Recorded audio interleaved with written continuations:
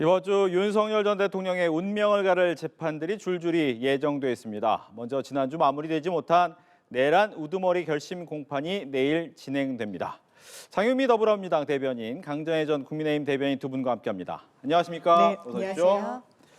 네, 평양 무인기 의혹 재판이 시작되자마자 윤 전 대통령 측이 재판부 회피 기피 신청하면서 중단이 됐죠. 이 공소장만 제출된 상황에서 구속영장이 발부됐다라고 반발을 하고 있는데 이 신청의 의미를 어떻게 봐야 되는지 먼저 듣겠습니다. 네, 일단 기소된 피고인에 대해서 영장이 추가로 청구가 되면 네. 이런 형식으로 재판부가 공소장을 보고 증거인멸이나 도주 우려의 이 근거를 찾아서 추가 영장 발부를 하는 겁니다. 여기에 대해서는 예외가 없습니다. 형사소송법의 근거를 갖고 있기 때문에 여기에 대해서 피고인 윤석열만 예외가 돼야 된다. 공소장만 보고하면 이것이 법리에 맞지 않는다라는 것 그 자체가 형사소송법의 근간을 흔드는 주장인 거고요. 윤석열 전 대통령이 특검으로 활동할 당시에 박근혜 전 대통령도 처음에 기소된 혐의와 관련해서 구속기간이 만료될 그 즈음에 추가로 영장 청구가 있어서 영장이 연장이 됐었습니다. 네. 이 부분과 관련해서 그럼 역으로 직연 재판부 같은 경우에는 구속 취소했습니다. 그때도 사건이 무르익기 전이었던 거 아니었습니까? 그 당시에 직연 재판부는 그럼 예단을 갖고 본인에게 유리하게 했는데 그거는 문제가 있다라고 왜 얘기하지 않습니까? 본인한테 불리할 때만 이런 식의 어떻게 보면 법꾸라지 행태를 보이는 거 국민들이 좋지 않게 평가하실 겁니다. 예. 증거조사 전 구속재판은 이례적이고 또 방어권 침해다라는 것이 주된 얘기예요. 그렇죠. 지금 결국에는 재판부에서 예단을 갖고 있다라고 주장을 하고 싶은 것으로 보이는데요. 네. 실질적으로는 윤석열 전 대통령이 검사 출신이었기 때문에 절차적으로 큰 문제가 있다라고 보지는 않을 것 같습니다. 다만 재판에 있어서 지연을 하는 전략을 쓰고 있는 것이 아닌가 생각을 하는데 사실상 이재명 대통령 같은 경우에도 과거에 수원지방법원에서 이화영 전 부지사에게 중형을 선고를 내렸었던 그 재판부로 본인의 대북 송금 사건이 이제 배당이 되니까 그때 기피 신청을 했었거든요. 네. 기피 신청은 24년 12월에 했었는데 결국에는 각하가 되었습니다만 그게 25년 2월 정도까지 재판은 진행이 되지 않았습니다. 그러니까 윤석열 전 대통령 입장에서도 지금 재판을 계속적으로 미루면서 그 과정에 있어서 강성 지지층들을 결집하고자 하는 의도가 있는 것이 아닌가. 법적으로 보았을 때는 크게 의미가 있다고 보기는 어려울 것 같다고 생각합니다. 알겠습니다. 이제 내일이죠. 내란 우두머리 혐의 사건의 결심 공판이 열리게 되는데 지난주에 금요일 날 밤 늦게까지 진행이 됐지만 결과적으로 대부분의 사람들이 하지 못하고 끝났어요. 네. 하지만 내일 한다고 해서 이 부분이 다 끝날 수 있느냐에 대해서 또 걱정하는 분들이 있는데 여기에 대해서는 좀 어떤 예상을 하시는지. 상당히 우려의 목소리가 많이 나옵니다. 네. 이 부분과 관련해서 피고인들의 절차적 만족성이라고 지기현 부장판사가 언급한 부분을 고려하더라도 단순히 절차적 만족을 보장하는 차원을 넘어서서 사실상 피고인의 방어권을 행사하는 그 권리를 존중해주는 의미를 훨씬 뛰어넘는 소송 지위가 있었던 것입니다. 이 부분과 관련해서 대한민국의 어떤 피고인도 이렇게 시간을 10시간씩 증거조사를 하고 그러지 않습니다. 기본적으로 형사공판은 특검 그리고 검찰과 대립당사자 지위에 있는 피고인이 겨루는 과정이라고 하더라도 강제수사권을 갖고 확보한 증거를 계속해서 현출하면서 거기에 대해서 탄핵을 하고 본인 입장으로 방어를 하는 그 과정입니다. 이 피고인은 일반 사인이 증거를 내면 그게 얼마나 무게가 있겠습니까? 그렇기 때문에 상당히 간이하게 실무에서는 피고인 측에서 내는 증거에 대해서는 입증 취지와 이 증거명이 뭔지를 점검하고 넘어가는 그런 실무를 갖고 있습니다. 그럼에도 불구하고 이 부분이 피고인의 방어권을 넘어서 계엄과 관련한 영상을 틀면서 이것 봐라 시민들이 웃음을 짓고 있고 이 사람들은 미리 계엄이 발동될 걸 알고 국회 앞에 모였다라는 시민들을 굉장히 폄훼하는 이런 변호인의 변론. 이거는 전략도 아니고 피고인한테 도움이 되지도 않고 더더군다나 이 소송 지휘와 피고인의 방어권 행사와 무관합니다. 이걸 계속해서 들어주는 건 정말 법정에서 어떻게 보면 법정을 오염시키고 사실상의 필리버스터를 하는 거 아니겠습니까? 직연 재판부가 정말 마지막에 단호한 소송 지휘권 행사해야만 합니다. 예. 그래서 내일은 끝내야 된다라고 보시는 반드시 건데 끝내야 됩니다. 가능성은 어떻게 보시는지? 어쨌든 지기현 판사가 내일은 반드시 끝내겠다라고 이야기를 하고 네. 있기 때문에 저는 그렇게 될 거라고 생각합니다. 다만 지난번에 원래 결심 공판에 있어서 마무리를 모두 하려고 했는데 김용현 피고인 측에서 한 10시간 정도의 변론 시간을 쓰다 보니까 그 다음에 피고인의 방어권 보장이라든지 문제가 있어서 417호가 비어있는 13일로 다시 기일을 잡은 것이거든요. 속행의 개념이라고 보시면 될 것 같은데 네. 지금 이 상황은 어쨌든 원래는 1월 18일까지 선고가 되어야 되는 상황이었습니다. 왜냐하면 윤석열 전 대통령의 구속기한 만료가 1월 18일이었기 때문입니다. 그런데 일반이적죄로서 어떻게 보면은 뭐 연장이 되어 있는 구속기간이 연장이 되어 있는 상황이어서 지기현 재판부가 조금은 시간을 더 가질 수 있다라고 볼 수 있지만 어쨌든 재판부에서는 이미 지난해 말 정도에 1월쯤에는 마무리할 것이다라고 밝힌 바가 있거든요. 그러면 그때도 어느 정도의 증거 조사들은 재판부 내에서 마무리를 하고 있었던 것으로 저는 생각을 합니다. 근데 이런 형태로 재판을 차일피일 미루는 그 모습들이 결국에는 법적으로는 피고인을 위한 부분이라고 보기는 어렵습니다. 변호인들만의 전략이라고 보기에는 뭐 피고인과도 상의를 했겠습니다만 이게 지금 모든 공소 사실의 혐의를 부인하고 있거든요. 윤석열 전 대통령도 그렇고 김영현 전 국방부 장관도 마찬가지입니다. 그러면은 반성을 하지 않는다는 것을 혐의를 인정하지 않으니까 그렇게 생각할 수 있겠습니다만 이게 나중에 유죄 판단이 나왔을 때는 양형 이유에서 어떠한 법정에 있어서의 태도 같은 것들도 굉장히 중요하게 보는데 이런 형태로 마지막 기일에 와서 특히 김용현 전 국방부 장관의 변호인들은 빨리 진행해달라니까 혀가 짧아서 그렇다. 국민들께서도 이해하기 어려운 이야기들을 하고 있거든요. 네. 이런 것들은 피고인에게도 전혀 도움이 되지 않고 법적으로도 도움이 되지 않습니다. 결국 앞서 우리가 얘기했던 그 사건에 대한 기피 신청처럼 이것도 강성 지지층들에 대한 소구만을 원하는 것이 아닌가. 그렇게 하면서 항소심에 대해서 어떠한 여론전을 생각하고 있는 것이 아닌가라고도 보입니다. 네.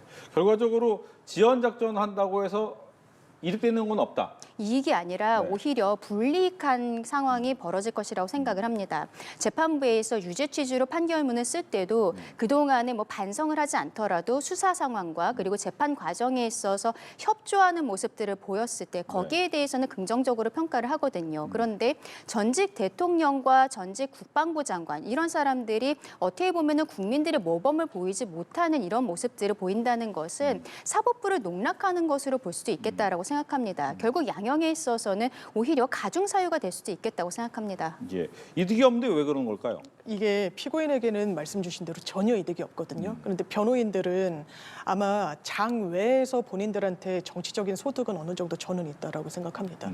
이 행태를 보면 좀 그런데요.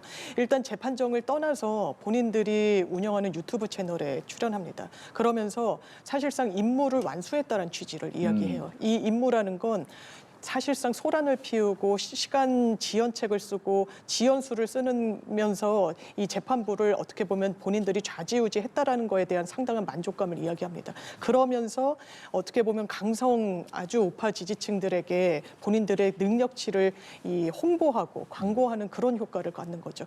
보통의 변호인들이 왜 그런 행동을 하지 않겠습니까? 본인이 변호하는 피고인 당사자한테 누가 될 수 있는 행동은 1도 하지 않는 게 통상의 변호사들입니다. 그러나 상당히 이례적인 변론 그리고 그 장외전을 펼치고 있다는 점, 이례적인 걸 넘어서 피고인 윤석열, 피고인 김용현에게 도움되지 않습니다. 네. 이제 구형량 뭐 계속 저희가 얘기하지만 사형, 무기징역, 무기금고 아마 무기금고보다는 사형이나 무기징역 얘기가 많이 나오는데 뭐 일각의 법학자에서 사형을 내릴 경우, 구형할 경우에 부작용이 있다라는 얘기도 있는데 어떻게 생각을 하시는지? 그렇죠. 사형을 만약에 구형을 하게 된다면 실질적으로 재판부에서 그렇게 판단하기는 저는 어려울 것이라고 생각합니다만 오히려 보수 지지층들을 결집하는 효과 그리고 강성 지지층들이 지난번에 서부지방법원에 난동 사태가 있지 않았습니까? 이번에도 결심 공판 원래 처음에 했던 날에 청사 보안을 강화했었던 것이 보도가 나오기도 했었거든요. 여기에 대해서도 많은 우려가 있을 수밖에 없겠다라고 생각을 합니다. 다만 지금 상황에 있어서는 저는 사형보다는 무기징역을 구형할 가능성이 높다라고 생각을 하는데요. 과거 전두환 전 대통령 같은 경우에는 내란 목적 살인이라든지 이런 것들이 병합이 되어 있었던 상황이었는데 지금은 그렇게 보기는 어렵습니다. 그리고 윤석열 전 대통령이 우리가 그동안에 힘들게 국민들께서 만들어 오신 민주주의라는 것을 비상계엄이라는 수단을 잘못 선택함으로써 완전히 물거품을 만들었다. 이렇게 판단을 하고 있는 거거든요. 특검 측에서는. 네. 근데 우리가 민주주의가 발전을 했기 때문에 오히려 우리 대한민국은 사형제에 대해서 아직 법상으로는 있습니다만 실질적으로 사형제 폐지 국가가 된 부분들이 있습니다. 이런 것들을 생각했을 때 오히려 지금 사형을 구형한다는 것이 지금의 우리의 민주주의 상황에서도 맞지 않는 것이 아닌가 그런 생각도 합니다. 네, 사형보다는 무기징역의 가능성이 높다라고 얘기를 해주셨고. 저도 왜냐하면 사형 집행이 안 되고 있기 때문에 네. 실질적으로 사형을 구형해도 속에 뭐랄까 이제 구형에 이 상응하는 집행 그리고 선고형이 나오지는 좀 않을 가능성이 매우 높아서 무기징역형을 구형할 것이다라고 전망을 했는데 6시간 릴레이 회의를 했었다는 거 아닙니까? 네. 특검이 그럼에도 불구하고 결론을 내지 못했다라는 겁니다.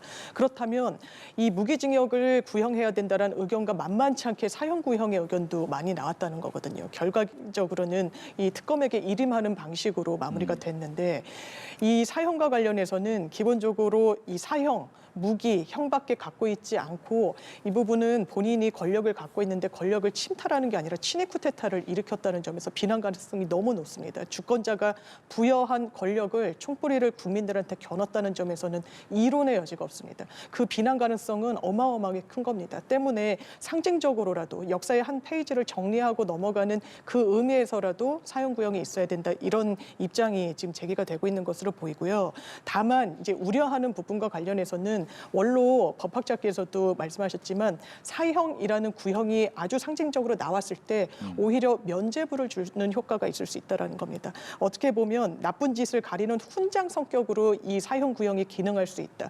얼마 되지 않는 이 강성 지지층 그리고 지금도 윤 어겐을 외치는 그런 이 사람들한테는 이 부분이 상당히 하나의 좀 자극제가 될 수 있다라는 부분에서 이제 사형이 구형하는 것이 맞느냐라는 이야기가 나오고 또 이 피고인에게 어떻게 보면 피해자 같은 서사를 부여할 수 있다라는 점에서 사형 구형의 어떤 부작용을 우려하는 목소리가 나오는 것도 사실입니다. 지금은 네. 일반 검찰이 아니라 심지어 특검이 이 사건 같은 경우는 물론 일반에서 조사를 해서 특검이 지금 공소유지를 하고 있는 상황이기는 합니다만 그런데 이게 정치적으로 특검을 많이들 보고 계세요. 그렇기 때문에 더 사형을 구형을 했을 때는 지지층들을 집결하는 효과가 일반 검찰에서 구형을 했을 때보다 더 셀 수 있다라고 볼 수 있고 그리고 이게 실질적으로 재판부에서 사형 선고를 하는 것은 법조계에서는 거의 있지는 않을 것이다라고 이야기를 하고 있거든요.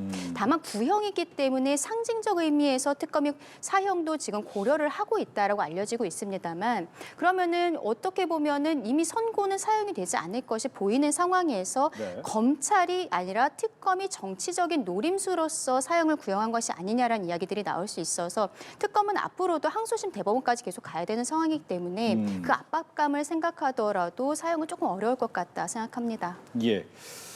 또 이번 주 금요일에는 윤석열 전 대통령의 내란 관련 재판 4건 중에 첫 번째 결론 1심 선고가 나옵니다. 체포 방해 혐의 관련 사건이죠. 지난번에 10년 구형을 했는데 과연 이번에는 어느 정도나 선고가 될 것인가 여기에 대한 예상도 듣겠습니다. 예, 사실상 이 10년이라는 거에는 공수처가 법원으로부터 정당하게 발부받은 체포영장 집행을 물리력으로 막은 부분 거기에 더해서 이 국무회의의 심의 의결권을 갖고 있는 국무위원들의 계엄과 관련한 심의권을 사실상 방해했다라는 혐의 기타 등등으로 여러 가지 혐의가 합쳐져서 10년 구형이 있었던 겁니다. 이 부분과 관련해서 가장 많은 부분을 차지하고 있는 체포영장 집행을 방해했던 부분과 관련해서는 법원이 이 피고인 윤석열 전 대통령의 여러 항변을 들었던 겁니다. 그 부분과 관련해서도 본인은 그런 적 없다라는 취지, 부하 직원들한테 책임을 떠넘기는 그러나 직원대에 섰던 많은 경호처 직원들이 이렇게 이야기를 했습니다. 대통령이 총이라도 보여주면서 이런 위력 경호를 해야 된다라고 종용을 했다라는 점, 그 부분과 관련해서도 미사일도 있고 가동할 대응할 수 있는 위력이 있는데 왜 우리가 여기서 멈춰 서야 되냐는 그 다그침 이야기를 합니다. 김건희 씨는 어떻게 했다는 겁니까? 총은 이럴 때 쓰라고 있는 거 아니냐고 막 다그쳤다는 거 아닙니까? 같이 평소에 식사도 하지 않았던 경호처 부장단과 식사를 하면서 나를 지켜내라. 군 통수권자인 나를 지켜내는 것이 당신들이 할 일이라고 불법을 종용했던 사실상 국민 세금으로 운영되는 경호처를 사실상 개인의 용병으로 사병으로 전략시킨 이 부분들. 그럼에도 불구하고 지금 이 시각까지 반성하지 않고 본인의 죄를 국민 앞에 뉘우치지 않는 이 모습. 법원도 똑같이 판단합니다. 국민과 같은 판단이 있을 겁니다. 중형을 면치 못할 겁니다. 거의 구형에 근접하는 10년형 이 부분도 저는 적다라고 생각합니다. 예. 이번 판결 같은 경우에는 윤석열 전 대통령이 판결은 처음 나오는 거지만 처음에 절차적으로 구속이 되는 과정에 있어서의 문제점들을 일단락하는 판결이 나오는 거거든요. 네. 일단은 공수처에게 내란죄의 수사권이 있는 것인가 여기에 대한 문제점 그리고 당시에 서부지방법원으로 영장을 발부받았던 부분들 그리고 이 체포 과정에 있어서 공수처가 원래는 본인들만의 힘으로 해야 되는데 인원수가 워낙 적다 보니까 경찰에게 체포영장을 집행을 해달라 이런 위탁 요구를 했다가 언론의 보도가 크게 나면서 결국에는 본인들이 하겠다라고 하는 웃지 못할 에피소드도 있었습니다. 근데 인원수가 적다 보니까 결국에는 공수처 검사들이 들어가면서 경찰 기동대가 같이 들어갔던 거죠. 그렇죠. 근데 경찰 기동대는요 법상으로 질서 유지라든지 이런 역할만 할 수 있는 이러한 그 모임이기 때문에 그 단체이기 때문에 기동대가 들어간 것도 문제가 있다라는 것입니다. 윤석열 전 대통령 측에서 계속적으로 절차에 있어서 문제 제기했던 것이 이 사건의 총합이라고 보면 될 것 같은데 그런데 윤 대통령 측에서는 실질적으로 지금은 조금 불리해 보인다라고 전 개인적으로 생각을 하는 게 선행 판단들이 대부분 다 기각이 되었었던 것이죠. 지기현 재판부에서 구속 취소 인용 결정이 나온 것 외에 어떻게 보면은 체포라든지 구속 여기에 대해서 문제가 있다라고 계속적으로 문제 제기했었던 것들이 모두 기각이 된 바가 있습니다. 다만 그런 것들은 결정 과정에 있었던 것이고 이번에는 결국 본안 판단에서 판단이 나오는 것이어서 재판부에서 꼭 똑같이 판단하지는 않을 수도 있는 것이거든요. 다만 그동안의 절차에 있어서 문제 제기했던 것들이 이번에 한번 일단락된다는 것에 대해서는 큰 의미가 있겠다 생각합니다. 네. 이제 주제를 좀 바꿔서 김병기 의원 전 원내대표 이야기로 넘어가도록 하겠습니다. 23건의 고발 사건이 접수가 됐다라고 하는데 아무래도 뭐 김 의원을 상대로 소환 조사, 강제 조사까지도 갈 가능성이 있겠죠. 예, 일단 고발건이 상당히 많습니다. 네. 20건이 넘고 있고 이 부분과 관련해서도 사실 오늘 추가로 고발건에 대해서는 고발인 조사가 예정돼 있었다라고 하는데 뭐 일정을 조율하는 것으로 봐서는 강제 수사에 바로 착수하는 거 아니냐라는 언론의 전망도 나왔었습니다. 그만큼 어떻게 보면은 뭐 이 컴퓨터, 휴대전화, 여러 주거지, 의원실에 대한 압수수색과 강제 수사권에 대해서는 어느 정도 수사기관의 체계가 갖춰졌을 거라고 보는 게 통상적인 이 수사의 지금까지의 프로세스이기 때문에 아마 초읽기에 들어갔다라고 보는 것이 맞을 것 같고 이 부분과 관련해서도 경찰에서는 처음에 고발 사건과 관련해서는 이 차남의 학사 편입 등과 관련한 부분에 좀 주안점이 좀 찍혀 있어서 거기에 집중해서 나머지 고발건에 대해서는 수사의 속도를 내지 못한 측면이 있다라고 합니다만 특히 야당을 중심으로 왜 강제 수사를 하지 않고 수사가 더디고 이런 문제 제기가 있고 또 경찰로서도 중수청 발족 등과 관련해서 수사력에 어떤 능력을 국민 앞에 보여줘야 되는 그런 숙제가 놓여 있는 상황에서 지체하거나 이 부분을 해태한다는 인상을 주는 거에서는 상당히 좀 조심스러울 수밖에 없는 상황이고 종합했을 때 수사는 속도를 낼 수밖에 없어 보입니다. 네, 지금 화면으로 지금 보고 계시는데 다시 한번 보여드릴까요? 오늘 오후에 조금 전이었습니다. 김병기 의원이 이 당내에서 이 윤리심판원의 조사를 받고 나오는 모습을 현재 화면으로 보셨습니다. 지금 주변에 많은 기자들이 질문을 했지만 거기에 대해서 답은 하지 않고 그대로 걸어 나가는 모습을 볼 수가 있습니다. 뭐 관련돼서 나중에 다시 한번 또 질문을 드릴 텐데 일단 소환조사, 강제조사 가능성은 좀 있죠. 있는 게 아니라 지금 이미 늦었다라고 생각을 합니다. 네. 김병기 의원 같은 경우는 실상 원내대표 선거 과정에 있어서도 MBC를 통해서 배우자가 국정원 실장에게 전화를 걸어서 첫째 아들의 취업 청탁을 하는 것들이 이미 보도가 되었었죠. 근데 그 이후에 수사의 진행 상황에 대해서는 전혀 보도가 되고 있지 않습니다. 그리고 최근에 보좌진들과의 갈등 과정에 있어서 많은 것들이 나오고 있는데 특히나 배우자가 그 동작구 의회 업무 추진비 카드를 유용을 했고 하더라도 유효한 것이 드러날 것으로 우려가 되는 상황에서 그 증거 인멸을 보좌진들에게 지시하는 이런 것들도 나왔거든요. 네. 일반인들 같은 경우는 이미 영장 청구가 돼서 구속이 됐을 만한 상황인데 지금 경찰 측에서는 어쩐 일인지 이렇게 미적미적하고 있는지 참 이해가 되지 않습니다. 그리고 수사기관뿐만이 아니라 민주당의 지금 김병기 의원을 대하고 있는 태도도 문제 제기를 할 수밖에 없는데요. 강선 의원 같은 경우에는 탈당을 했음에도 불구하고 바로 제명 조치를 했는데 네. 김병기 의원에 대해서는 애당의 마음으로 탈당해달라라는 형태의 이야기들을 하고 있어요. 결국에는 강선 의원에 대한 녹취가 나오면서 다른 의원들도 본인들이 뭐가 나올지 모르니까 강하게 말을 못하고 있는 것이 아닌가 이런 생각을 국민들께서 하실 수밖에 없다고 보거든요. 지금 수사기관의 수사를 빠르게 해달라고 촉구해야 되는 것은 어떻게 보면 국회가 함께 이야기를 해야 된다. 그리고 그 앞에 떳떳하다면 민주당이 앞장서야 된다고 생각합니다. 네. 말씀해 주셨지만 이제 기류가 조금 바뀌었어요. 처음에는 이 제명이나 이런 부분에 대해서 윤리심판원의 결과를 보고 좀 생각해 보자라고 했는데 이제는 애당의 길로 좀 자진 탈당해달라라고 얘기를 하고 있단 말이에요. 하지만 김병기 의원은 나는 탈당은 없다라고 그동안 계속해 왔는데 분위기 바뀔 수 있습니까? 예, 이미 일단 수석 대변인이 비상징계는 열려 있다라고 언급을 했습니다. 비상징계라는 건 윤리심판원에서 어떤 징계 수위가 나오는지와 또 어떻게 보면 무관하게 이 당 대표 그리고 최고위원들의 의결로서 출당 조치를 사실상 시키는 제명에 준하는 그런 조치를 내릴 수 있는 당원 당규를 민주당이 갖고 있습니다. 그렇다면 지금 뭐 많은 의원들이 본인이 민주당을 떠나서 결백을 입증한 다음에 다시 돌아오는 길을 턱하는 게 지금 선당후사의 길이 아니겠느냐라고 이야기를 하고 있지만 김병기 전 원내대표 같은 경우에는 유튜브 채널에 나와서 본인은 민주당을 떠나서 정치를 하는 부분은 사실 정치할 의미가 없기 때문에 자발적으로 탈당을 하진 않겠다는 의사를 밝혔습니다. 그렇다면 이 부분과 관련해서 윤리심판원의 어떤 결과가 어떻게 나올지 그 윤곽은 1차적으로는 지켜봐야 될 겁니다. 오늘 소명이 있었고 또 윤리심판원이라는 게 당 지도부와는 무관하게 자체적으로 객관적으로 또 돌아가는 조직의 성격을 갖고 있습니다. 다만 거기서의 징계가 강제 수사권을 갖고 있거나 한 부분은 없어서 만약에 국민들 눈높이에 맞지 않는 그런 결론이 도출된다면 당 지도부로서는 아마 결단을 정치적으로 내릴 수밖에 없을 겁니다. 이게 법의 시시비비 하나하나를 따지겠다는 게 아니지 않습니까? 뭔가 국민적인 의혹과 관련해서는 수사로 해결될 때까지는 시간이 다소 걸릴 수밖에 없는 이런 국면이 있고 그렇다면 당이 어떤 결단을 해야 될 것인지 여러 방향이 지금 열려 있는 채로 고민이 있는 것으로 알고 있습니다. 예. 김병기 원내대표의 생각은 바뀔 것이냐, 민주당은 거기에 걸맞는 처분을 내릴 것이냐.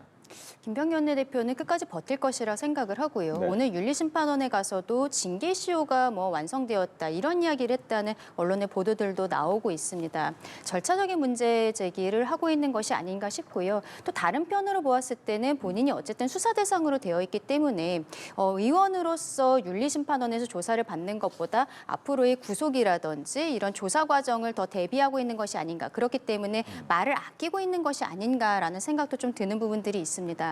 근데 민주당에 대해서는 다시 한번 문제 제기를 할 수밖에 없는 게 김병기 의원이 지금까지 나오고 있는 의혹들 중에서 공천 헌금을 받았다라는 이야기들도 있습니다만 차남의 취업과 관련해서 두나무 측에 여러 차례 이야기를 했고 그리고 이력서까지 전달을 했지만 이게 취업이 되지 않자 결국에는 본인이 국회에서 두나무를 탓하는 듯한 이러한 발언들을 한 것들이 드러나고 있거든요. 그리고 차남은 또 우연히도 두나무와 어떻게 보면 경쟁 관계라고 할 수 있는 역시 가상자산 센터인 빗썸이 지금 취업을 해 있는 상황입니다. 이런 것들이 본인이 이것을 피감기관으로 두고 있었던 정무위원회 당시에 이루어졌던 일들이기 때문에 국회의원으로서 국민들께서 주신 권한을 사적으로 유용했다는 것들이 이미 드러난 상황이거든요. 이런 것이 있어도 민주당에서 지금 아무런 조치를 하지 않고 윤리심판원의 결과만 바라보고 있다는 것은 정부 여당으로서 여기에 대해서 굉장히 책임감이 없다라고 볼 수밖에 없다 생각합니다. 이게 결국 원내대표라는 직을 하나 내려놓음으로써 마무리될 일이 아닌데 민주당은 오히려 김병기 원내대표가 가지고 있는 패가 무엇인지 모르기 때문에 불똥이 민주당 전체로 번질 것이 두려워서 아무것도 못하고 있는 것이 아닌가 그렇게 생각합니다. 네. 또 강선우 의원과 김경시 의원 얘기도 해봐야 될 것 같은데 김경시 의원은 본인이 1억 줬다가 받았다라는 자술서를 인정을 했고 강선우 의원도 돌려주게 했다라고 얘기를 했으면 결과적으로 이번 경찰이 수사하면서 뭘 밝혀내면 됩니까? 다 나온 것 같은데. 예, 그런데 이 돈을 직접 받았다는 강선우 의원의 전 사무국장은 나는 돈을 받은 적이 없다라고 이야기를 하고 있어서 이게 좀 악의가 안 맞는 부분이 있습니다. 김경시 의원은 돈을 사무국장을 통해서 줬다라고 하고 그 부분과 관련해서는 중간 매개자가 그런 사실이 없다라는 취지로 차에 나는 이 뭐 박스를 실어주기만 했다라고 이야기를 하고 있어서 이 부분과 관련해서는 사실상 삼자 대면에 준하는 수사가 필요해 보이는 부분이 있고요. 그렇다면 김경시 의원은 어쨌든 본인 주장에 따르더라도 돈을 전달했다라는 건데 그걸 직접 전달을 한 건 아니지 않습니까? 강선우 의원에게. 그럼 강선우 의원에게 궁극적으로 종착지로 생각을 하고 돈을 전달했던 것으로 수사기관은 볼 테고 이 부분을 사무국장한테 줬을 때는 전달의 경위를 분명히 파악을 했을 거다. 그럼 어떤 식으로 했는지 그 당시에 휴대전화 내용, 뭐 문자 내용 이런 걸 토대로 사실관계를 구성할 수밖에 없을 것이고 지금 명확하게 그럼 돈을 어느 시점에 돌려줬는지는 나오고 있지 않은데 돈을 돌려준 시점이 중요한 건 영득 의사를 판별하기 위해서 중요합니다. 돈을 받은 즉시 이거 내가 이렇게 받으면 안 되는데 정치자금법 위반이고 뇌물로 의율될 수가 있으니까 돌려줘야겠다. 어떤 수단 방법을 가리지 않고 돌려줬으면 이 부분에 대해서 어떤 법적 평가를 받을지는 진짜 하늘과 땅 차이입니다. 네. 그렇기 때문에 이 부분과 관련해서 이 3자의 진술을 토대로 사실관계를 구성하고 또 증거 확보로 강제 수사권을 통해서 확보한 증거로 이 부분을 맞춰나갈 것으로 보입니다. 지금 영장에 김경시 의원과 강선우 의원에 대해서 자택과 사무실 압수수색이 들어갔는데요. 네. 영장에 뇌물죄가 적시되어 있다라고 보도가 나오고 있습니다. 이 뇌물죄를 적시했다는 게 굉장히 저는 의미가 있다라고 생각하는 게 돈을 받았는데 보좌진이 돈을 받은 것을 인지하자마자 바로 반환을 했으면 뇌물죄로 의율을 하기 어려운 부분들이 있습니다만 일단 보관을 하게 되면은 그것은 뇌물죄로서 성립이 가능하다는 것이 판례에 일관된 태도거든요. 근데 지금 공개가 되어 있는 김병기 의원과 강선우 의원 간의 녹취를 보면은 김병기 의원이 아무튼 돌려줘라 이런 이야기를 하고 있어요. 그거는 강선우 의원이 일단은 받아서 보관을 하고 있고 이거 어떻게 하면 될까요? 제가 이미 이게 어떻게 하면 될까요? 이런 것에 대해서 상의를 하고 그 앞으로의 과정에 대해서 얘기를 하고 있는 것들이 나오거든요. 그러면 그 과정에 있어서 즉시 반환했다라고 보기는 어렵다. 그래서 경찰 측에서도 영장에 뇌물죄를 적시한 것이 아닌가 이렇게 생각을 합니다. 조금 아까 변호사님 말씀해 주신 것처럼 그 전직 사무국장은 돈을 받은 적 자체가 없었다라고 이야기를 하고 있는 상황에서 그렇다면은 강선우 의원과 어떻게 이야기를 나누게 되었는지 그리고 김경시 의원이 돈을 어떻게 마련해서 어떤 형태로 전달을 했는지 이렇게 구체적인 내용들이 나와야 되는 거거든요. 아쉬운 것은 김경시 의원이 미국으로 12월 31일에 출국을 했는데 그 이전에 출국 금지를 하고 휴대폰이라든지 여러 가지 압수수색을 당시에 빨리 했었어야 되는 것이 아닌가 보입니다. 근데 경찰 측에서는 사건이 정식으로 접수되는데 시간이 걸렸고 주말이 껴 있었다라는 이야기를 하고 있는데 이것을 납득할 수 있는 국민들께서 얼마나 계실지 모르겠어요. 결국에는 이 사람이 미국에 가고 텔레그램도 가입했다가 탈퇴하고 가입했다 탈퇴하는 것을 보았을 때는 휴대폰이나 이런 것들도 다 바꾼 것이 아닌가라는 의심이 들 수밖에 없는 거죠. 뒷북을 치고 있는 경찰의 수사에 대해서도 조금 더 구체적으로 상황을 봐야겠다라고 생각합니다. 네. 시간이 다 됐지만 이 얘기는 해야 될 것 같습니다. 공소청, 중수청 설치 법안 이 부분에 대해서 이 부분은 좀 고쳐야 된다라는 거 하나 지적을 해주고 거기에 대한 방어 논리까지 듣는 걸로 하겠습니다. 일단은 검찰 개혁과 관련해서는 어떻게 보면 대통령의 대선 공약이기도 했습니다만 빠르게 진행해야 된다, 추석 밥상에 올리겠다라는 건 정청래 대표의 전당대회 공약이었었거든요. 그러면서 수사권에 대한 이야기들이 9월에 어느 정도 마무리가 되었습니다만 내년 9월까지 결국 보안 수사권에 대한 것도 이번에 마무리가 되지 못했던 부분이 있습니다.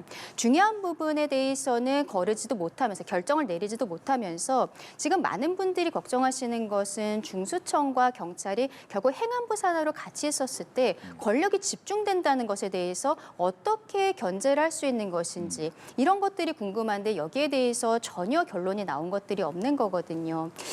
지금 민주당 내에서도 강성인 의원들과 그리고 정성호 법무부 장관 같은 경우에는 중수청 자체도 처음에는 법무부에 둬야 되고 보안수사권도 유지해야 된다라는 입장이 있어서 검찰 검찰 오적이다 이런 얘기들도 나왔습니다만 내부적으로 좀 이야기가 많은 것 같다고 생각합니다. 결국에는 이 중요한 내용에 대해서 대통령께서 어떠한 토론회를 주재하실 생각도 있다라고 당시에 대통령실 대변인이 이야기를 했었는데 네. 당대표가 폭주를 하면서 누더기 입법이 되고 있는 것이 아닌가 이 부분이 굉장히 우려스럽다라고 말씀드리고 싶습니다. 예. 수사 기소 분리는 저희가 국민들께 약속드린 부분이고 또 국민들이 응원해 주신 부분입니다. 그렇다면 기소와 수사에 같은 기능을 갖고 있을 때 검찰의 폐해를 많은 국민들이 보셨기 때문에 기능을 분리해야 된다라고 마침표를 찍어주신 겁니다. 그렇지만 수사력이라는 게 이 기능 분리로 인해서 저해되거나 해서는 안 되는 겁니다. 검찰이 수사 노하우가 있는 조직이라는 현실도 부정할 수는 없습니다. 그렇기 때문에 이 공소청, 그러니까 검사들이 기소를 하도록 사후적으로 이 수사 상황을 점검하도록 하되 수사에 어떤 미진한 부분이 없도록 하도록 사실상 변호사 자격증을 가진 사람들로 이 수사 인원을 선발을 하고 지금 검찰의 수사관처럼 전문 수사관제를 도입함으로써 수사에 공백이 없도록 이런 입법 설계를 했다라는 점, 이게 국민들께 약속드리면서 또 동시에 수사력의 미진함을 보완하는 그런 어떤 구성으로 입법이 예고됐다고 평가하고 싶습니다. 네, 이렇게 해서 두 분과 함께 이슈에 대한 이야기 나눠봤습니다. 오늘 얘기 잘 들었습니다. 고맙습니다.